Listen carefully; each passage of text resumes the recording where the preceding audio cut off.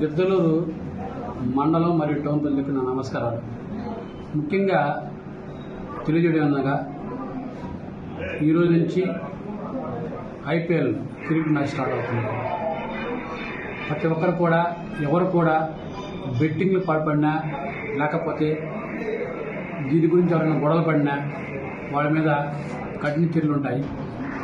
ఈ క్రికెట్ బెట్టింగ్లు ఎక్కడైనా సరే జరుగుతున్నాయంటే మీకు ఏదైనా సమాచారం తెలుసుంటే అది మాకు తెలియజేస్తే వాళ్ళ మీద కఠిన చర్యలు తీసుకుంటాము. ఎవరు కూడా ఈ బెట్టింగ్లకు పాల్పడి వాళ్ళ యొక్క ఆస్తుల్ని పోగొట్టుకోకండి. అలాగే ఈ బెట్టింగ్లు పెట్టుకొని వాళ్ళు ఇబ్బంది పడవద్దని కోరుతున్నాను.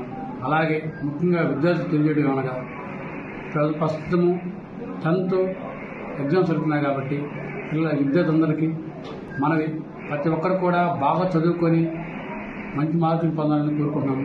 ఎవరు కూడా ఈ ఐపీఎల్ మ్యాచ్ చూసి చదువుని విస్మరించాలని కోరుకుంటున్నాము.